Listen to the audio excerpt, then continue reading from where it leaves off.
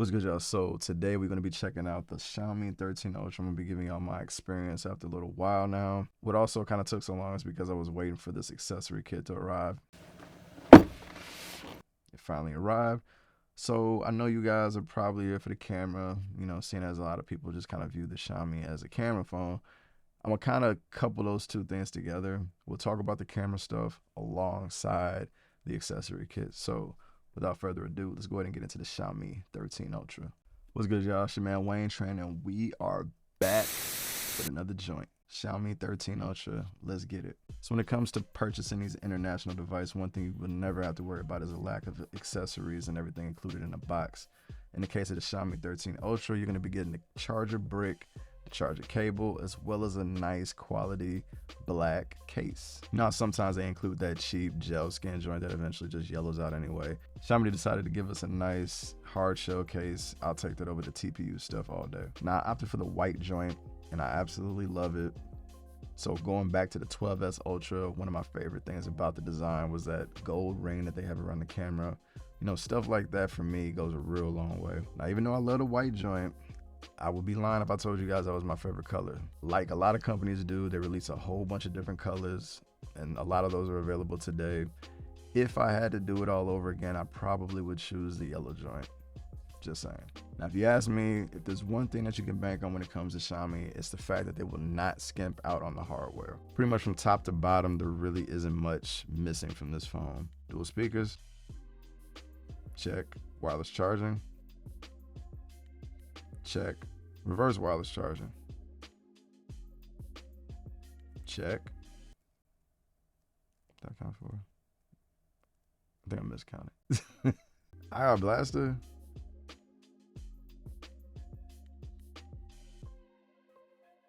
check as well. Like, look, but listen, my only picky but not so picky gripe when it comes to Xiaomi and the hardware is the fact that if you're gonna give me an IR blaster in 2023, you really might as well just bring back the headphone jack. Now, there are a couple phones that still are doing it. Shout out to y'all. But there really is a use case for a nice quality headphone jack. Throw a DAC in that joint and we on and popping. So come on, Xiaomi, just hook us up with that one. It's the only thing I'm asking for. Now, there really isn't much to be said when it comes to the display. It's pretty much perfect. Nice 1440p panel, super high quality, can't complain. But if I'm being honest, when it comes to any of the devices that I review, you might kind of see my taste. I kind of just go high end, and I'll be honest. They're usually always going to have quality displays, so that's usually not a problem that I'm ever going to be worried about. Now, like I said at the start, we'll cover the cameras a little bit later, but kind of touching on that, this phone really is much more than a camera. Now, I know a lot of creators want to peg this device as pretty much just a camera phone with some phone features, but let's be real, the performance on this thing is ridiculous. Now, you got everything on the internals, top tier. Y'all see the specs right here. Now, real quick, before I get into anything else, this is the Chinese variant, but Xiaomi did recently release the global variant. But I'll be honest, I don't regret not buying the global variant. Looking at the specs, one of the things that I first look at is bands and connectivity. The biggest difference usually with the global ROMs versus the Chinese ROMs or whatever when you're going for it is one is going to offer bands that are specific to your region. And from the case of the Xiaomi 13 Ultra, they're pretty much the same between the global and the Chinese variant. So you couple that with the price, the fact that the Chinese variant is a little bit cheaper, for me, that was kind of a no-brainer. I probably will not be purchasing global ROMs unless there's a significant difference in bands and connectivity from now on. Now, staying on the subject of the ROM real quick, one of the first things that I do when I purchase a Xiaomi device is I got to get it ready for the EU ROM, and that means just unlocking the bootloader. Now, I won't talk too much about the EU ROM, but it's basically a ROM that's based off of the stock Chinese version of the ROM, but without all the Chinese bloat. For the most part, it's still a very Xiaomi experience, just without all those stock invasive Chinese apps. Now, let's kind of get into the software. Now, I've really grown to love MIUI, I'll be honest. I've always kind of told myself that Xiaomi is a nice, weird blend between Samsung and Apple, at least as far as the software elements are concerned. Now, like Samsung, Xiaomi is not going to rob you of features and things to do with the phone, but honestly, it's a lot of stuff that I rarely ever use, and really, to be fair, I'd never use it on the Samsung devices either, so it is what it is. Now, for me, I'm pretty vanilla when it comes to some of the things that I like and what I want my phone to actually be doing.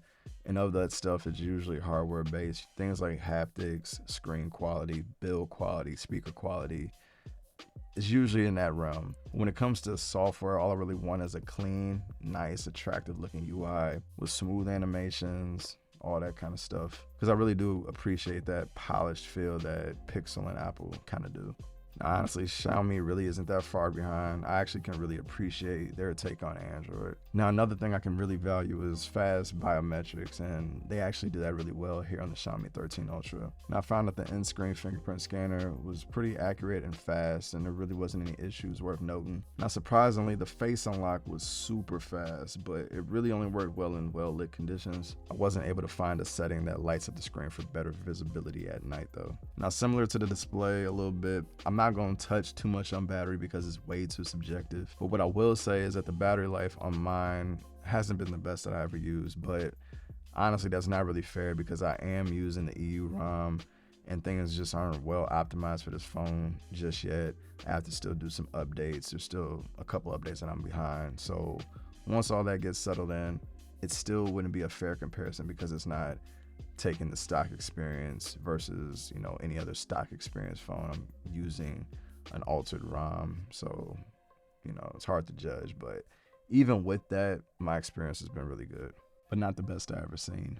Right now, it's time for the main event. Let's talk about them cameras. Now, I've said this before, but sometimes accessories can actually play a big part in whether I buy a phone or not. And in the case of the Xiaomi 13 Ultra, this camera accessory kit actually did that for me. Now, it took me a while to get, but this thing is super dope, and honestly, it was worth the wait. Maybe not for $200, but I can justify it this time. Now, the kit includes a case, a lens cover, a 67mm adapter, the shutter/zoom attachment, as well as a wrist lanyard, and no charger to be found. Now, this case is really nice with this faux leather, fake leather, pleather, like we call it where I'm from. And it has what feels like metal buttons for the volume and power button. They even went as far as to adding a small bit of texture to give you that look of a high quality camera accessory. Now, checking out the shutter attachment, the shutter button is located at the top with the variable zoom toggle switch. On the side is the locking switch, and on the bottom is a USB-C port for charging. The shutter attachment slides on the bottom and locks in place, and now you have yourself a full-fledged point and shoot camera. Now, one interesting quirk that I found as it pertains to the lens cover is that it's actually sort of compatible with the hard case that's included with the Xiaomi 13 Ultra. So that way you can always have your lens protected even when you're not in full photographer mode. Now, the attachment itself is essentially just a Bluetooth remote, so you do have to pair it like any other Bluetooth device. All you have to do is press and hold the shutter button at the top until the green light pops up. Once you do that, just like any other Bluetooth device, go into the settings. Now, you can locate the attachment inside of the Bluetooth settings. The device you're going to look for is going to pop up with a Chinese name. Click on that. You can change the name to whatever you want. I actually named mine Camera Grip. Now, once it's paired up, you can quickly access the camera by pressing and holding the shutter button. That's going to take you to the camera. Now, I did notice that the attachment does work in all modes of the camera. Now, the shutter button is a two-stage button, meaning that you can half press it for focus and a full press for capture. Now, the zoom also operates in a similar manner, meaning that you can give it a full flick for zooming in and out in larger increments, and then give it a flick and hold to move in and out in finer increments. Now, I found at times when I was using this attachment, there was a little bit of lag here and there. Usually when you first get it paired up, and once it finally wakes up, it quickly settled down and everything was working well for the most part from that point on. One other thing to note is that when you're not using it, since there is no on and off switch, it actually does turn itself off after about a minute or so.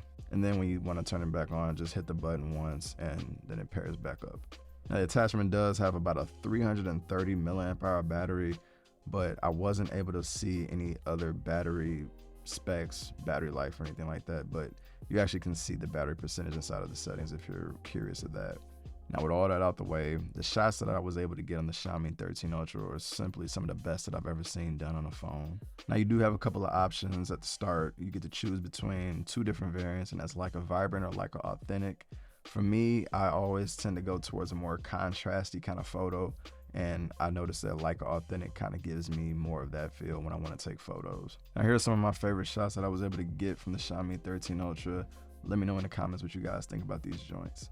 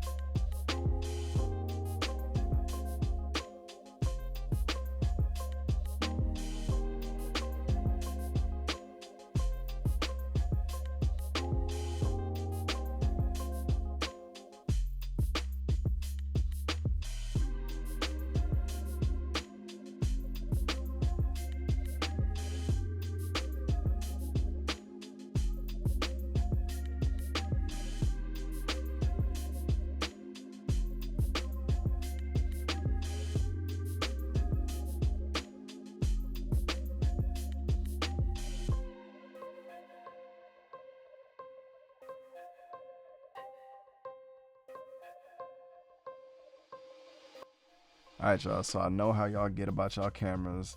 With that being said, I really would appreciate if you guys hit the comments with your opinions of the photos that I took, as well as the phone, because like I said, this phone is much more than just a camera. One more thing though before we get up out of here, I actually like the way this thing feels with the case on. Like, I told myself that, you know, I was playing around with it, and that I don't know if I'm ever gonna take this thing out of the case. Like, it's just, it feels really nice. If I wanted to play games like this, it actually feels good doing this as well as just sitting up texting. Like, this actually is a natural feeling, like, surprisingly. So I don't know if I'm ever taking this thing off. So good work, Xiaomi. I appreciate that. With all that being said though, that's all I got for the Xiaomi 13 Ultra in my experience. Please let me know what y'all think about y'all experience with the Xiaomi 13 Ultra if you have one, or if you're interested in one, down in the comments below. Like, subscribe, share, do it up for your boy. It's your man Wayne Train. We out.